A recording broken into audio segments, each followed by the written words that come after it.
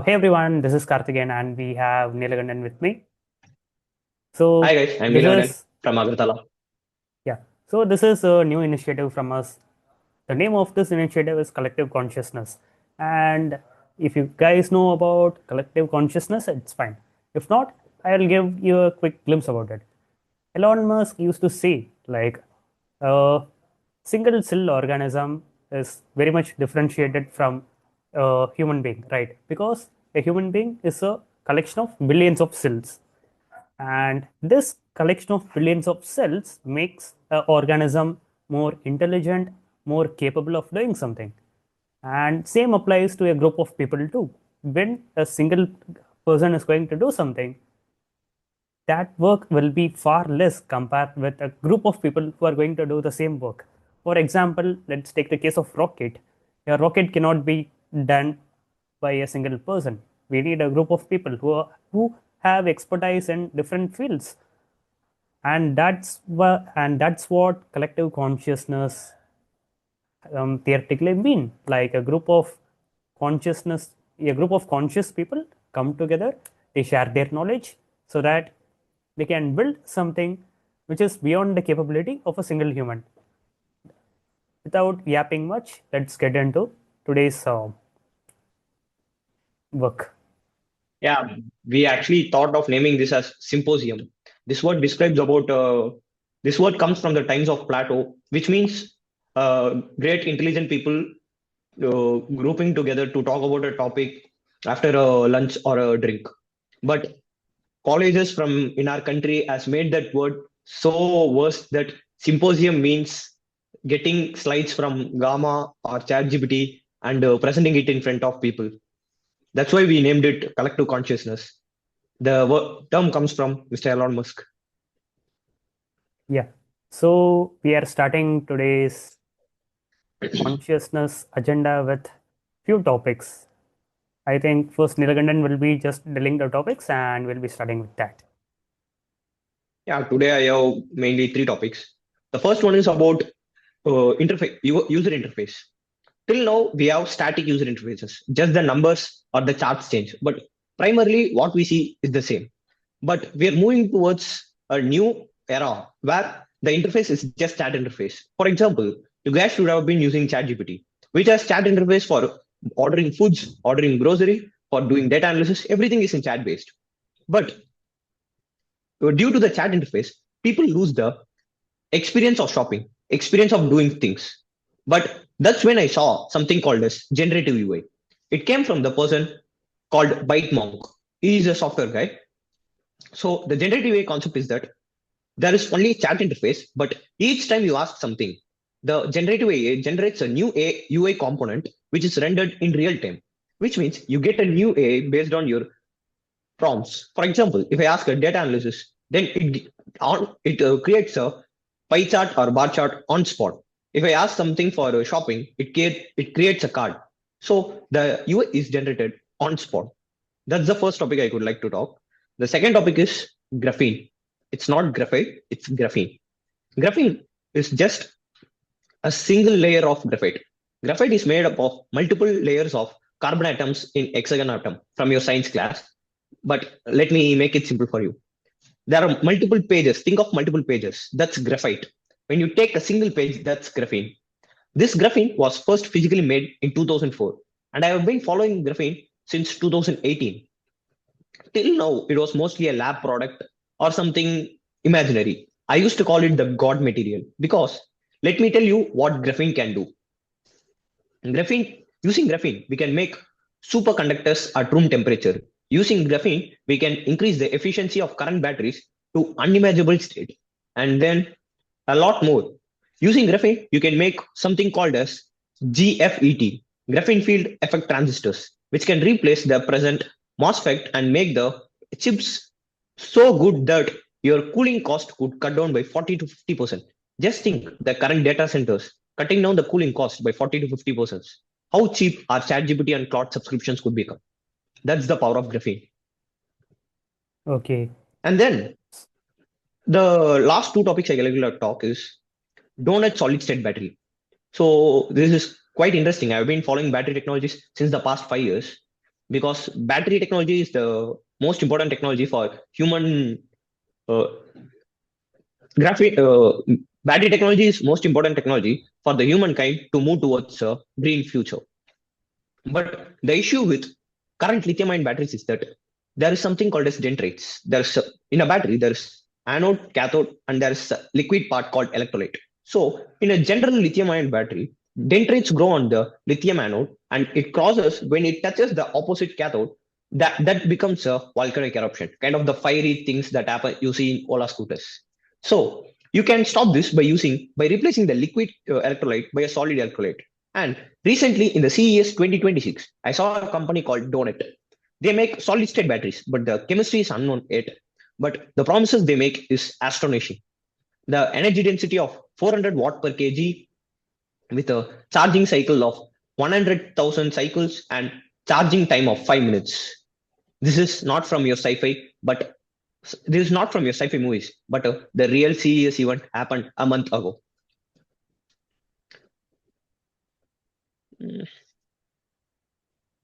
அவ்வளோதானா? இரு ப்ரோ, இன்னும் ஒரு 2 டாபிக் இருக்கு, அதை மட்டும் முடிச்சிடுறேன். ஓகேல? Fine. Oh shit. Yeah. And last few topics I could discuss came from the founder of Warp.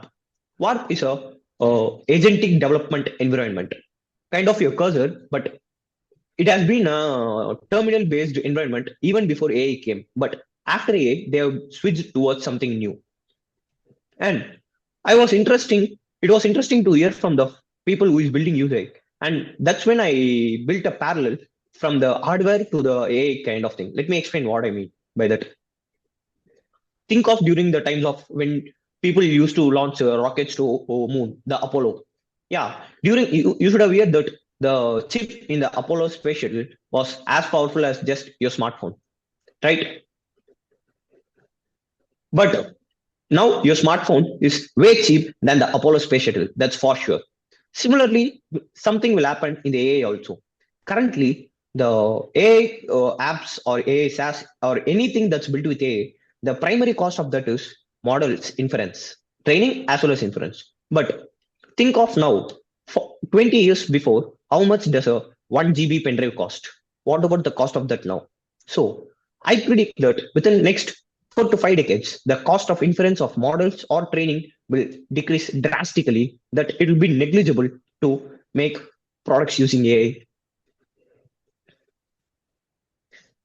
And also, one more fear that we founders or people building having is that large companies like OpenAI, Anthropic getting into the interface layer. What by that what I mean is that like OpenAI, Anthropic, everyone is building the core AI models, which is like ChatGPT or Sonnet, Opus, Gemini, such things. But recently, actually, OpenAI revealed something called as Health. But it's still available only in United States. But it is not your doctor, but it helps you by advising things, because people are using ChatGPT as their health advisor. That's why OpenAI has revealed this feature in United States. So by this, health tech apps will get a hit on their users. Slowly, such model providers will eat into the business of the interface companies who is building SaaS using those models. So this has been a fear for people who is building using AI. Yeah, these are the topics I would like to cover in this week of collective consciousness. Okay, so hey everyone, today what I'm going to share with you is about alpha code and ngrok. First, let me talk about alpha code. I think you know about alpha. I think you know about Google, right? Yeah.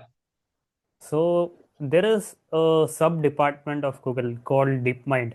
DeepMind was a separate startup which was later acquired by Google based on few constraints, like the inventions from DeepMind shouldn't be given for military surveillance purposes. There were a few constraints. Based on those constraints, DeepMind was acquired by Google, and these the people in DeepMind, they used to conduct these research stuffs very secretly, and once if that research is going to become successful, then only they will be announcing it to the real world. The first project from DeepMind was AlphaGo. If you guys don't know about AlphaGo, I'll give you a small glimpse. Go is a really famous game from China, I guess, and the number of possible combinations in just the Go game is more than the atoms in the entire universe. So, predicting the entire game by an AI is ultimately impossible. So the AI has just so the AI needs to guess the game. It has to play smartly so that it can win. And these people, they started working with small games, and they started training with hundreds and thousands of epochs, and finally they got onto AlphaGo. Once they completed this AlphaGo, they moved to different types of projects like Alpha Fold to predict the protein structures, Alpha Speech, I guess, and there are many subdomains. And the most interesting part for me is Alpha Code.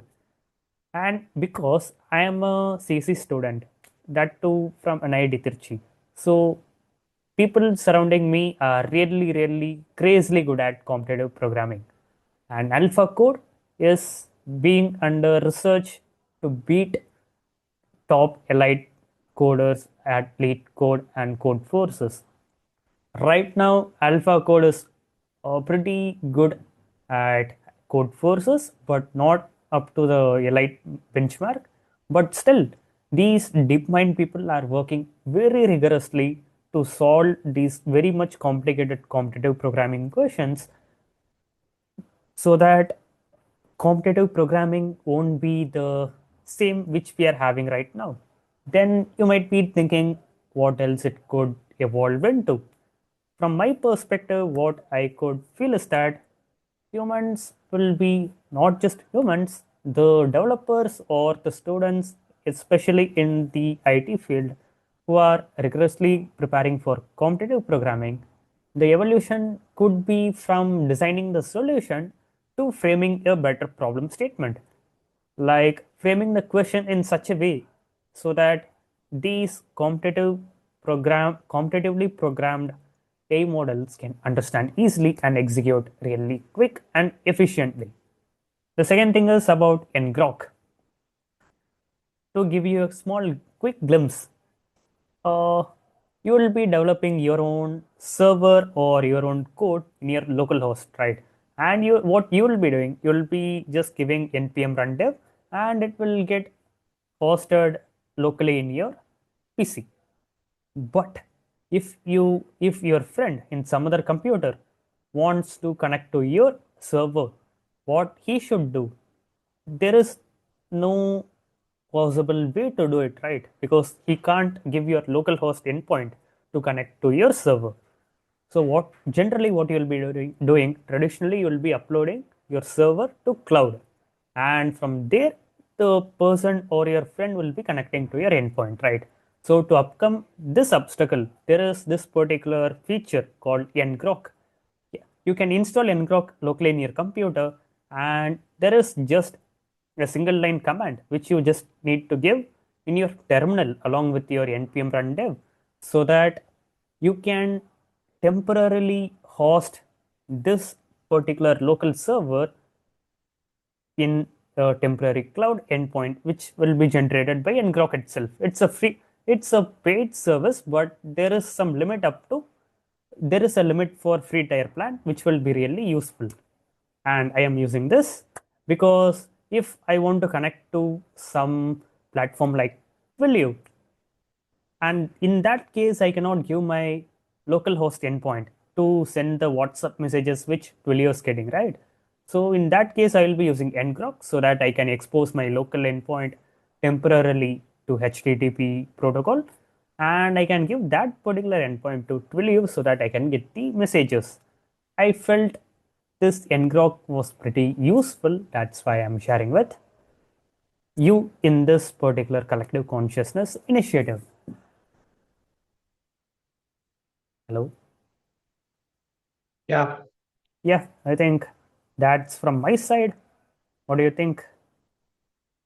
yeah. I think the collective conscious of this week was a mix of deep tech and latest take from AI. So let's see what we will be doing in the next week of collective consciousness. Meet you on the next Saturday. Bye. Bye. And also, one more thing which I wanted to tell. Yeah, collective consciousness in a nutshell is basically a place or an online meet, whichever it is, where people with different fields of knowledge will be coming together. They'll be just sharing their knowledge so that people in other fields can get to know about what's happening in their field. I think it might be a little confusing, but if you again rethink what I have said, you will get to know about it. So, till the next collective consciousness meet, signing off. This is Karthikeyan. This is Neelanand. Bye, bye, bye.